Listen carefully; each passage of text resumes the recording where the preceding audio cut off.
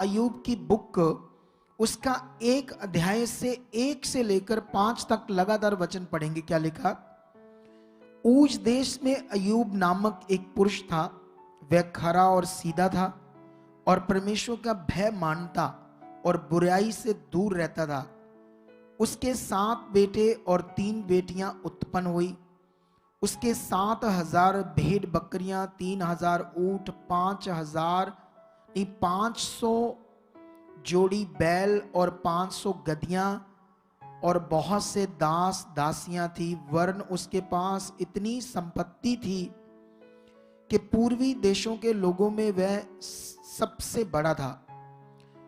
उसके बेटे बारी बारी से एक दूसरे के घर में खाने पीने को जाया करते थे और अपनी तीनों बहनों को अपने संग खाने पीने के लिए बुलवावा भेजते थे, मतलब पार्टी करते थे। जब जब भोज के दिन पूरे हो जाते, तब तब अय्यूब उन्हें बुलाकर पवित्र करता और बड़े भोर को उठकर उनकी गिनती के अनुसार होम बलि चढ़ाता था। क्योंकि अय्यूब सोचता था, कदाचित मेरे लड़कों ने पाप करके परमेश्वर को छोड़ दिया हो। इस रीति अय्यूब सदैव किया करता था। आमेन। सुनो, यहां पर टॉपिक क्या है, स्टोरी क्या है, यहां पर विषय क्या है। सबसे पहले ये बात याद रख लो, ये जो बुक है अय्यूब की, ये खुद अय्यूब ने नहीं लिखी। अगर हम इसको इंटरनेट पर, गूगल पर ढूंढ करते हैं कि ये बुक किसने लिखी है, तो कई सारियां साइट्स है, विकिपीडिया ऐसे करके कई साइट्स में आपको, विकिपीडिया में मिलेगा कि इस बुक को मोसेस ने, मूसा ने लिखा था। अगर हम ऐसे समयों के हिसाब से देखें तो मूसा तो बहुत पहले था, ये बाद में। लेकिन ये क्लैरिटी नहीं है कि इसको किसने लिखा है, ठीक है। लेकिन लिखा है इसको परमेश्वर के एक मैन ऑफ गॉड ने, परमेश्वर के जन ने, आत्मा के द्वारा, जो अय्यूब के बारे में अच्छे से जानता था। उसके सामने अय्यूब के साथ सब कुछ हुआ, तो उसी ने इस बुक को लिखा, ठीक है। लेकिन डोंट वरी, हमें ये नहीं भी पता कि किसने लिखा है, लेकिन हमारे लिए ये परमेश्वर का वचन है, ये सच्ची बात है, सच्चा काम। ऐसे जो भी अय्यूब के साथ हुआ, ये ऐसा हुआ है, ठीक है। लेकिन यहां पर अगर हम आगे पढ़ते हैं तो ऐसे लिखा है कि परमेश्वर के पुत्र, ऐसे पुत्रों के पुत्र जब परमेश्वर के सामने जाते हैं, मतलब स्वर्गदूत, स्वर्गदूतों को तो वैसे पुत्र कभी नहीं कहा परमेश्वर ने, लेकिन फिर भी ऐसे लिखा है उनके बारे में, ठीक है। स्वर्गदूत जब परमेश्वर के सामने जाते हैं तो लिखा उनके साथ, उनके बीच में शैतान भी वहां पहुंच जाता है परमेश्वर के पास, और परमेश्वर उससे बात करता है, हे शैतान तू कहां से आया? तो वो कहता, पृथ्वी से घूम घाम कर आया हूं। तो परमेश्वर ने उससे पूछा, अगर तू पृथ्वी पर घूम घाम रहा था तो मेरे एक दास अय्यूब को देखा? उसने कहा, हां मैंने देखा है। तो परमेश्वर ने कहा, उसके जैसा खरा, सीधा और मेरा भय मानने वाला और खराई से चलने वाला कोई दूसरा नहीं है। परमेश्वर ने उसकी गवाही दी, तारीफ की। तो शैतान ने उसे कहा, नो नो नो नो, वो इसीलिए तुम्हारी तारीफ कर रहा है, इतना आदर करता है, क्योंकि तूने उसको ब्लेस बड़ा किया है, उसको बरकत बड़ी दी है, उस पर इतना तेरा हाथ है बरकत का, इतना आशीष किया है, तो वो तो करेगा। अगर हाथ उठा और मुझे उसके जीवन में काम करने दे, वो तेरी बुराई करेगा, ठीक है। समझ आ रही है नहीं आ रही? ऐसा करके लिखा है। परमेश्वर से कहता है, ठीक है, तुम उसकी जान को मत निकालना, तुम्हें जो उसके साथ करना कर। उसके बाद शैतान जाता है, सबसे पहले उसको उजाड़ देता है, उसकी सारी संपत्ति, वो कितना अमीर था, उसके जैसा कोई अमीर नहीं था, उसका सारा कुछ नष्ट करवा देता है शैतान दूसरे लोगों से। वो सड़क पर आ जाता है, उसका सारी संपत्ति लूटी जाती है दूसरी जातियों से, उसके नौकर चाकर सब चीजें खत्म हो जाती है, वो अकेला रह जाता है अपने परिवार के साथ। सोचो इतना अमीर बंदा सड़क पर आ जाए तो मन क्या होगा उसका, खराब होगा ना। लेकिन बाइबल में पढ़ोगे तो लिखा उसने मन खराब नहीं किया। उसके बाद पढ़ोगे तो क्या हुआ, उसके बाद फिर परमेश्वर शैतान से बात होती है, ऐसे लिखा जैसे बाइबल में लिखा। तो वो तो धन्यवाद दे रहा है परमेश्वर को, अय्यूब कह रहा है नहीं परमेश्वर सच्चा है, ऐसे कह रहा है ना, वो उसको धन्य कह रहा है, कहता नहीं वो महान है। तो फिर वो कहता है मुझे, फिर वो शैतान अटैक करता है, उसके 7 बेटियां और 7 बेटे और 3 बेटियों को भी मार देता है शैतान। अब सोचो जब बच्चे मरेंगे तो क्या होगा ना, सोचो। ठीक है जायदाद गई तो बंदा थोड़े बहुत सब्र कर लेगा, लेकिन जब परिवार खत्म होगा, बच्चे मरेंगे, तो तब ये दुख बड़ा है। इतना बड़ा दुख था कि अय्यूब ने भी अपने कपड़े फाड़ लिए, ऐसे राख पर बैठ गया, रोने लगा। लेकिन उसकी पत्नी आकर बोल रही है तू परमेश्वर की खराई को पकड़कर बैठा है, फटकार और मर जा। फिर भी नहीं वो फटकार रहा, तब भी वो परमेश्वर को महान कह रहा, धन्य कह रहा है, ठीक है। लेकिन फिर शैतान परमेश्वर से बात करता है कि अब मुझे इसके शरीर पर काम करने दे, क्योंकि जब इसके शरीर पर प्रॉब्लम आएगी तब तुझे ये फिटकारेगा, तुम्हारी बुराई करेगा। क्योंकि अभी तक तो उसका दूसरी चीजें गई है, बच्चे गए, दौलत गई।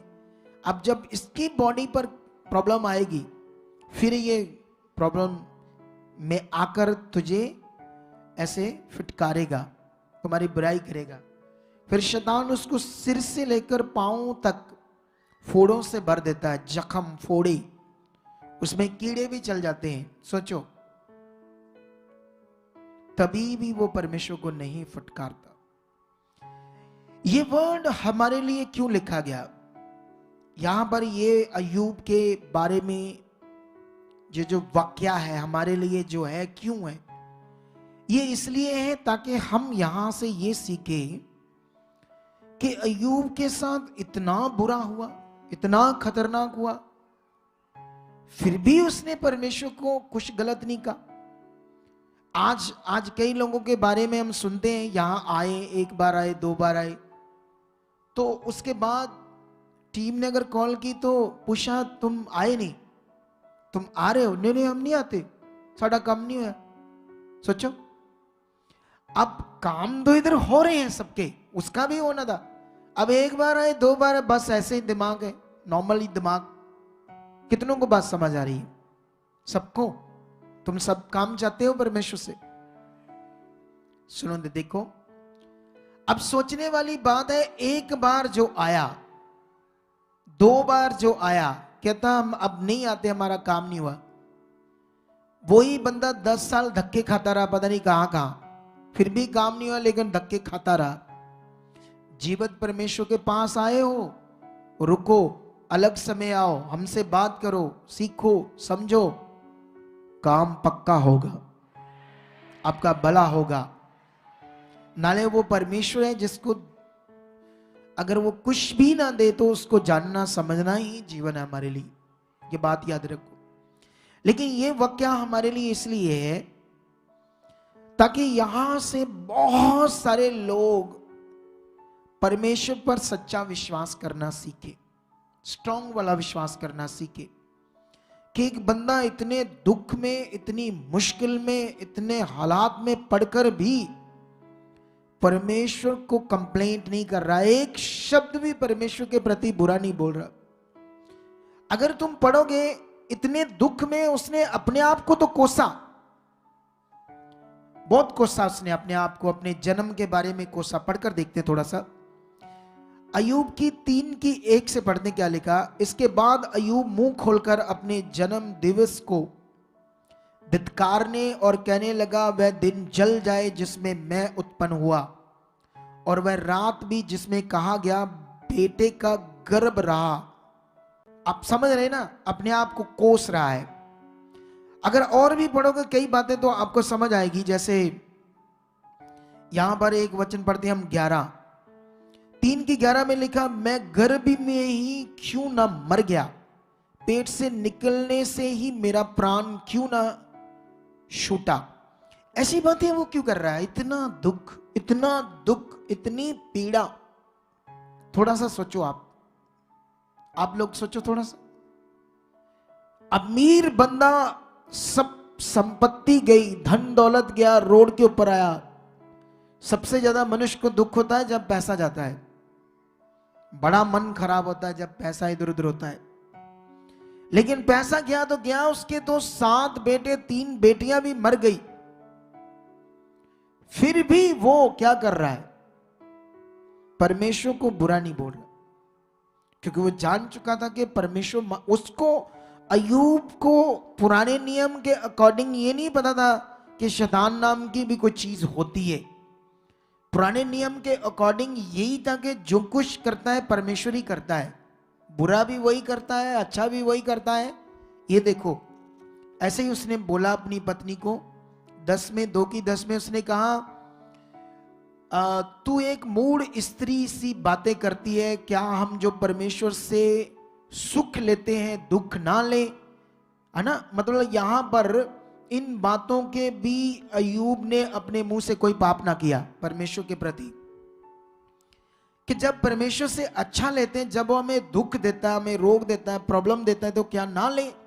पुराने नियम के अकॉर्डिंग परमेश्वर ने ये प्रकट ही नहीं किया था कि तुम्हें दुख रोग प्रॉब्लम शैतान देता, मैं नहीं देता, पुराने नियम में, ठीक है। लेकिन आज भी बहुत सारे लोगों को ये भेद, ये बातें ना पता होने के बावजूद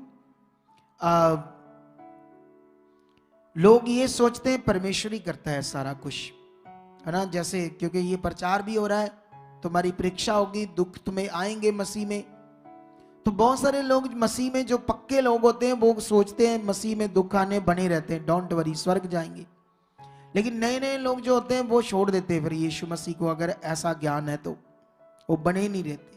इसलिए नए नए लोगों को सही जानकारी चाहिए, सही शिक्षा चाहिए। आमीन। तो मैं अब बताना चाहता हूं अय्यूब के साथ ऐसा क्यों हुआ। क्या परमेश्वर ने किया? परमेश्वर की इच्छा थी कि अय्यूब के साथ ऐसा हो, और परमेश्वर को ऐसा करने से क्या मिलेगा, ये बात। या फिर क्या कारण था कि अय्यूब के साथ ऐसा हुआ, ठीक है। इस बात की हम क्लैरिटी लेंगे यहां से शुरू से ही। 1:5 में पढ़ेंगे हम क्या लिखा, 4 से हमें समझ आएगी।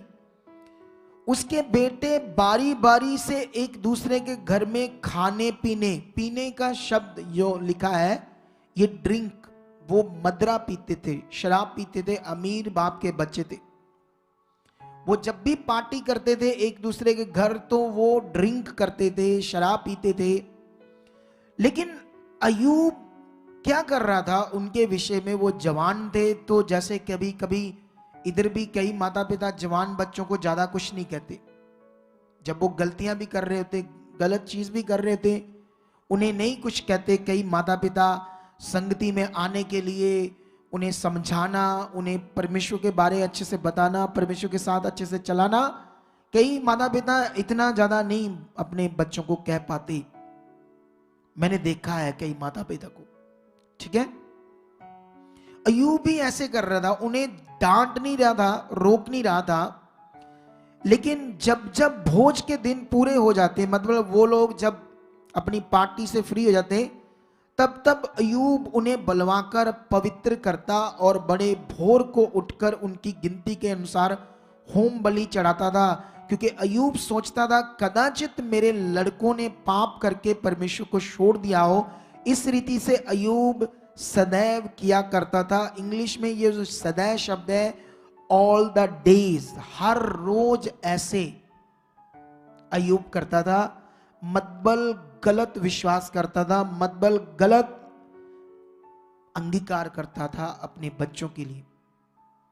अब मुझे बताओ, जब कोई गलत विश्वास करेगा अपने बच्चों के लिए, अंगीकार करेगा, डरेगा, चिंता करेगा कि ऐसा मेरे बच्चे गलत करते हैं, पाप करते होंगे, परमेश्वर को छोड़ दिया होगा, तो हालात आएगा या नहीं आएगा? है तुम नेगेटिव रहोगे, हालात आएगा या नहीं आएगा? तो वो क्या था? बच्चों को लेकर नेगेटिव था। और एक आयत में वो क्लैरिटी दे देता है खुद अपने मुंह की। 3:25 में ऐसे लिखा है, क्योंकि जिस डरावनी बात से मैं डरता हूं वही मुझ पर आ पड़ती है, और जिस बात से मैं भय खाता हूं वही मुझ। देखो, वो डर रहा था उन बातों से, भय खाता था अपने मन में कि मेरे बच्चों ने ये ना किया, वो इस कारण से शैतान को क्या लगा? मौका।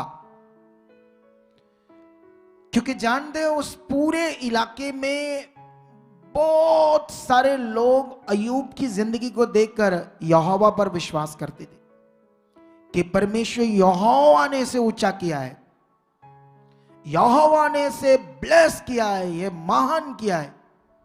तो किसका नाम, किसकी गवाही प्रकट होती है लोगों पर? तो बहुत यहूदी इजरायली यहोवा की तरफ मन रखते थे, और ये शैतान को अच्छा नहीं लगता। शैतान चाहता है परमेश्वर के लोग मरे, तकलीफ में रहे, दुख में रहे, रोगों में रहे, प्रॉब्लम में रहे। वो क्या, सारा संसार ही चाहता है, सारा संसार परमेश्वर का है। शैतान सारे संसार के लिए ऐसा चाहता है। हालेलुया। कितने लोगों को बात समझ आ रही? लेकिन अब मुझे ये बताओ, यहां बात ये है कि परमेश्वर के वचन में लिखा कि शैतान से बातें हो रही है और शैतान को वो अनुमति दे रहा है कि मेरे दास के जीवन में काम कर। एक्चुअली ये फिगुरेटिवली है, फिगुरेटिवली।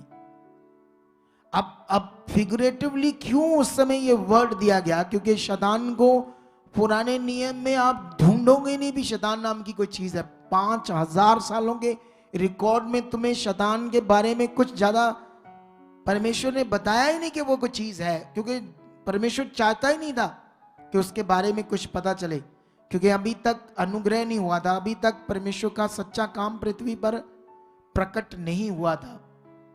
हालेलुया। अब कई लोग नहीं मानेंगे, मैं जानता हूं इस बात को नहीं मानेंगे क्रिश्चियनिटी में। वो कहेंगे नहीं, ऐसे हम मानेंगे जैसे ये लिखा है। परमेश्वर ने किया, शैतान को अनुमति दी, शैतान को कहा इसके जीवन में। ये अजीब है, अजीब उन लोगों के लिए जो ऐसे मानेंगे। इसके लिए मैं प्रूफ दूंगा फिगरेटिवली वचन पढ़ाकर। कई वाले पूरी बाइबल में आपको फिगरेटिवली वचन मिलेंगे, क्योंकि मैंने बाइबल को अच्छे से रीड किया है। लेकिन मैं 2-3 जगह पर जाकर तुम्हें ये अंडरस्टैंडिंग देना चाहता हूं। तो यहां पर यिर्मयाह 2:13 में ऐसे लिखा, क्योंकि मेरी प्रजा ने 2 बुराइयां की है, उन्होंने मुझ बहते जल के सोते को त्याग दिया है, और उन्होंने होंद बना लिए, वर्ण ऐसे होंद जो टूट गए और जिनमें जल नहीं रह सकता। अब यहां पर परमेश्वर जो बात कर रहा है ये फिगुरेटिवली है। सबसे पहले परमेश्वर कोई जल का सोता नहीं है। बोलो, परमेश्वर तो एक स्पिरिट है, आत्मा है। परमेश्वर तो एक सुप्रीम पावर है, एक पॉजिटिव एनर्जी है। वो सोता पानी का बहने वाला झरना नहीं है। तो ये ऐसे क्यों परमेश्वर ने कहा कि मुझ बहते जल के सोते को मेरी प्रजा ने 2 बुराइयां की।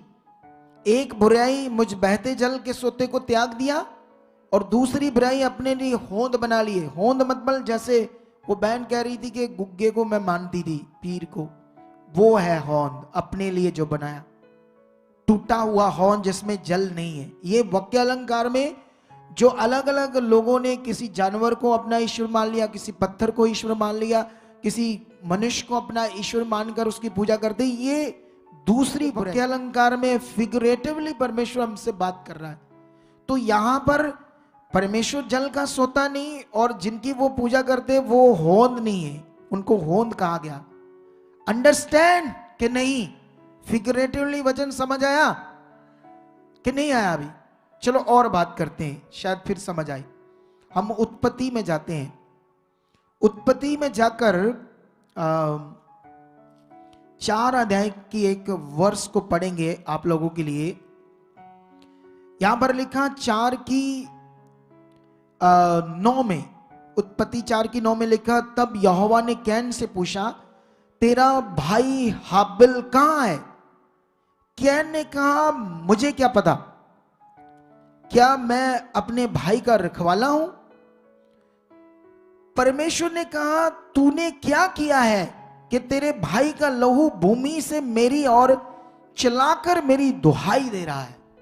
अब मुझे ये बताओ, जब लहू किसी का गिर जाता है कत्ल से, चोट से, क्या वो बोल सकता है लहू है?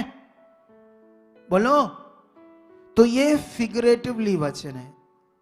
इसको समझने की कोशिश करो, परमेश्वर से बात क्यों कर रहा है। फिगरेटिवली का मतलब होता है जो बात, उसके अंदर एक और ज्ञान है पावरफुल, जो हमें अंडरस्टैंड करना है, उसको बोलते हैं फिगरेटिवली वचन। एक बात को परमेश्वर ऐसी भाषा में बात कर रहा है जिसके अंदर वो एक सच्चाई को बताना चाहता है, एक सच्चाई को।